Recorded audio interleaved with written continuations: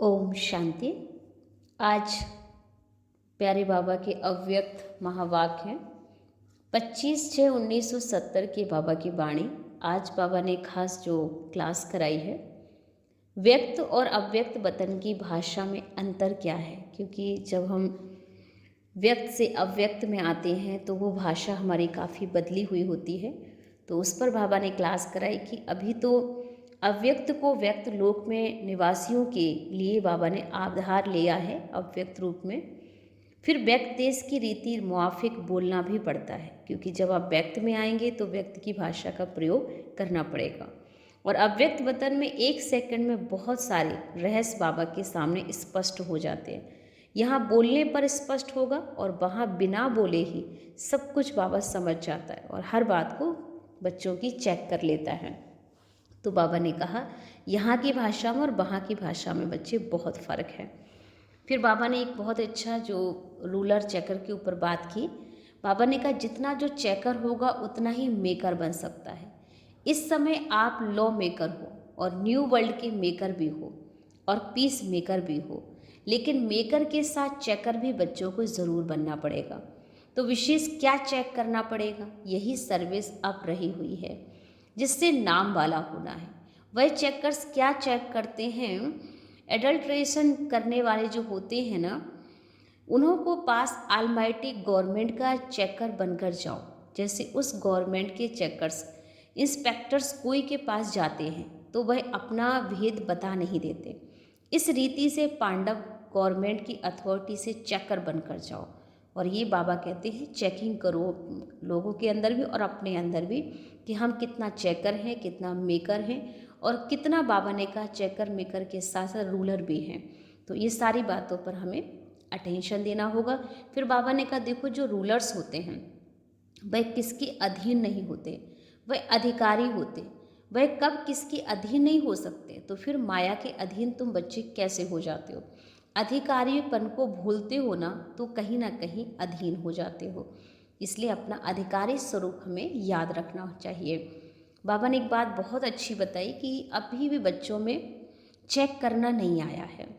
तो अब चेक करना है कि तीव्र पुरुषार्थी बनने में व हाई जंप देने में किस रूप से मैं माया पर विजयी बन सकता हूँ। माया बच्चों को कहीं ना कहीं सुस्त बना रही है। माया जो बाहरी रूप में उनको जो चेक करते हो ना, लेकिन इस रूप को चेक करो।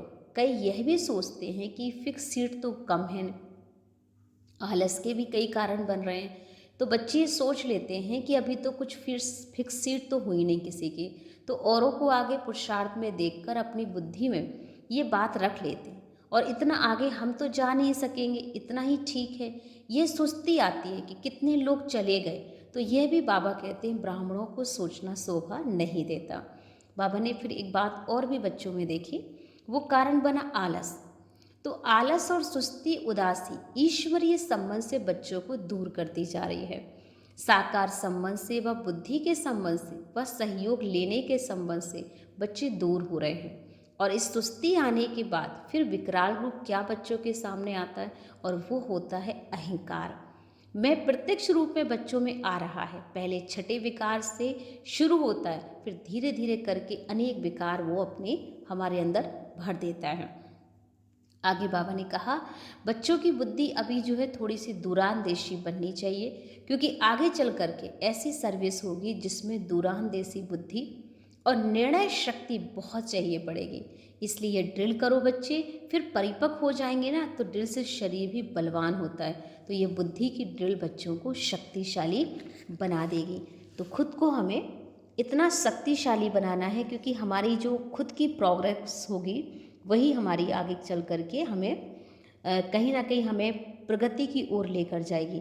तो बाबा ने कहा प्रोग्राम्स तो बहुत बनाते हो लेकिन प्रोग्रेस नहीं हो रही, परिपक्वता बच्चों में अभी नहीं आ रही। कारण है कि प्रतिज्ञा में बच्चे खरे नहीं उतर रहे हैं। तो इसलिए पहले प्रतिज्ञा करो और फिर उसको हमें अपने जीवन में लाना होगा। बाबा ने ये भी कहा कि बच्चों में अभी कहीं ना कहीं मानसिक रूप से जो देखने में आ रहा है, भिन्न भिन्न रूप से जो माया आ रही है, वही संबंध में माया कहीं ना कहीं विघ्न रूप बनती है, और वो है आलस। तो आलस पर बच्चों को विजय प्राप्त करनी पड़ेगी। साथ में बाबा ने कहा कि जो छोटे छोटे समय गंवाने की आदतें पड़ गई हैं ना, तो बाबा ने कहा ये रूल बनाओ कि हमें किसी भी प्रकार से अपनी आदत को ख़राब नहीं करना है, अपनी आदत को अच्छा बनाना है। अब सुनेंगे बाबा के आगे के हम बहुत ही सुंदर अव्यक्त महावाक्य हैं। बाबा ने कहा, आज व्यक्त लोक में रहते भी अव्यक्त वतन की भाषा को जान सकते हो। अव्यक्त वतन की भाषा कौन सी होती है? कब अव्यक्त वतन की भाषा सुनी है बच्चों ने? अभी तो अव्यक्त को व्यक्त लोक में निवासियों के लिए अव्यक्त आधार लेकर व्यक्त देश की रीति मुआफिक बोलना पड़ता है। वहाँ अव्यक्त वतन में तो एक सेकंड में बहुत कुछ रहस्य स्पष्ट हो जाते हैं। यहाँ तो आप ही दुनिया में बहुत बोलने के बाद स्पष्ट होता है। माने यहाँ की जो दुनिया है हमारी, इसमें बोलने पर स्पष्ट होता है, और बाबा की जो दुनिया है वो बिना बोले ही बहुत कुछ बाबा समझ जाते हैं। और ये फ़र्क क्यों है? क्योंकि व्यक्त भाषा और अव्यक्त भाषा में बहुत समझ होती, इशारा होता है। आज बाप दादा क्या देख रहे हैं? जैसे साइंस द्वारा कहाँ कहाँ बातें, कहाँ कहाँ के दृश्य कैच कर सकते हो, वैसे ही आप लोग अव्यक्त स्थिति के आधार से सम्मुख की बातों को कैच नहीं कर सकते हो। 3 बातें बाबा देख रहे थे, वो कौन सी हैं? तो बाप दादा आज यही देख रहे हैं कि हर एक कहाँ तक चेकर बना है, और चेकर के साथ साथ मेकर कहाँ तक बना है।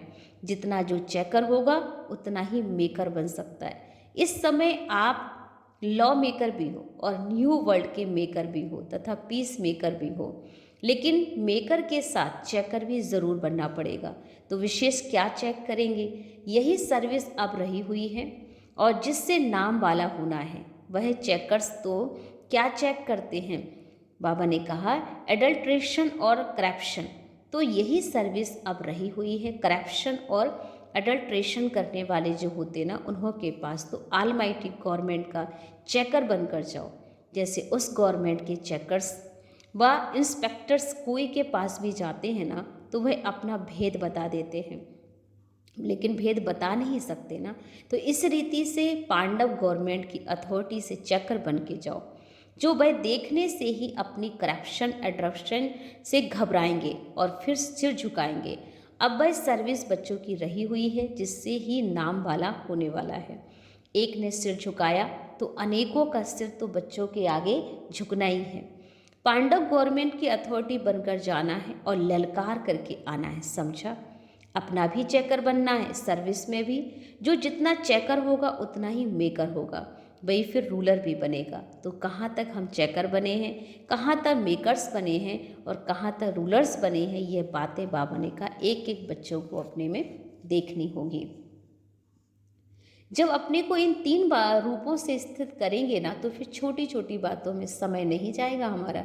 जब भी बाबा ने कहा औरों को करप्शन एडल्ट्रेशन चेक करने वाले, तो अपने पास फिर करप्शन एडल्ट्रेशन रह जाती है।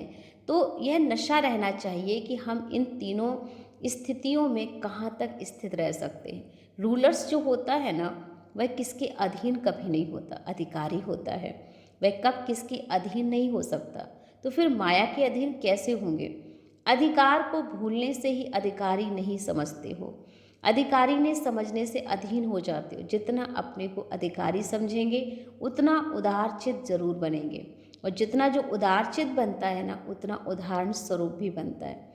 अनेकों के लिए उदारचित बनने के लिए अधिकारी बनना पड़े। अधिकारी का अर्थ ही होता है कि अधिकार सदैव याद रहे। तो बाबा ने कहा फिर उदाहरण स्वरूप बनेंगे। जैसे बाप दादा उदाहरण रूप बने ना, वैसे आप सभी भी अनेकों के लिए उदाहरण रूप बनेंगे। उदारचित रहने वाला उदाहरण भी बनता है, अनेकों को सहज उद्धार भी कर सकता है। तो समझा? जब भी कोई में माया प्रवेश करती है तो पहले किस रूप में माया आती है? हर एक ने अपना अपना विचार सुनाए। पहले माया भिन्न भिन्न रूप से आलस ही ले आती है। देह अभिमान में भी पहला रूप आलस का धारण करती है, और उस समय श्रीमत लेकर वेरीफाई कराने का आलस करते हैं। फिर देह अभिमान बढ़ता जाता है, और सभी बातों में भिन्न भिन्न रूप से पहले आलस रूप आता है। आलस सुस्ती तथा उदासी ईश्वरीय संबंध से दूर कर देती है। साकार संबंध से व बुद्धि के संबंध से व सहयोग लेने के संबंध से बच्चे दूर कर देती। और इस सुस्ती आने के बाद फिर विकराल रूप क्या होता है? देह अहंकार में प्रत्यक्ष रूप से वो आ जाता है। तो पहले छठे विकार से शुरू होता है। ज्ञानी तो आत्मा वत्सों में लास्ट नंबर अर्थात सुस्ती के रूप से शुरू होती है। सुस्ती में फिर कैसे संकल्प उठेंगे? वर्तमान इसी रीति से माया की प्रवेशता होती है। इस पर बहुत ध्यान देना है। इस छठे रूप में माया भिन्न भिन्न प्रकार से आने की कोशिश करती है। फिर सुस्ती के भी भिन्न भिन्न रूप होते हैं। शारीरिक मानसिक दोनों संबंध में माया आ सकती है। कई सोचते हैं चलो अब नहीं तो फिर कब कर लेंगे, जल्दी क्या पड़ी है। ऐसे ऐसे बहुत रॉयल रूप से माया आती है। यह भी बाबा ने कहा सोचते हैं कि अव्यक्त स्थिति इस पुरुषार्थी जीवन में 6-8 घंटा रहे, यह हो कैसे सकता है? यह तो अंत में होना है। यह भी सुस्ती का ही रॉयल रूप है। फिर मैं करूँगा, सोचूंगा, देखूंगा, ये सुस्ती है। अब इसके चक्कर बनो। कोई भी रॉयल रूप में माया पीछे हटाती है तो नहीं है। प्रवृत्ति की पालना तो करनी ही है, लेकिन प्रवृत्ति में रहते भी वैराग्य वृत्ति में रहना होगा। यह भूल जाता है। आधी बात याद रहती और आधी बात छोड़ देते। बहुत सूक्ष्म संकल्पों के रूप में पहले सुस्ती प्रवेश करती है, इसके बाद फिर बड़ा रूप लेती है। अगर उसी समय ही उनको निकाल दे तो ज़्यादा सामना ना करना पड़े। तो अब यह चेक करना कि तीव्र पुरुषार्थी बनने में व हाई जंप देने में किस रूप से माया सुस्त बनाती है। माया का जो बाहरी रूप है ना, उनको तो चेक करते ही हो, लेकिन इस रूप को चेक करना है। कई यह भी सोचते हैं कि फिक्स सीट्स तो कम है, तो औरों को आगे पुरुषार्थ में रख देख अपनी बुद्धि भी सोच लेते हैं कि इतना तो आगे हम जा नहीं सकेंगे, इतना ही ठीक है। यह भी सुस्ती का ही रूप है। तो इन सभी बातों में अपने को चेंज कर देना है, तभी लॉ मेकर्स व पीस मेकर्स बन सकेंगे, व न्यू वर्ल्ड के मेकर्स बन सकेंगे। पहले स्वयं को ही न्यू नहीं बनाएंगे तो न्यू वर्ल्ड के मेकर कैसे बनेंगे? पहले तो खुद को बनाना है ना। पुरुषार्थ में तीव्रता लाने का तरीका मालूम है, फिर उसमें ठहरते क्यों नहीं हो?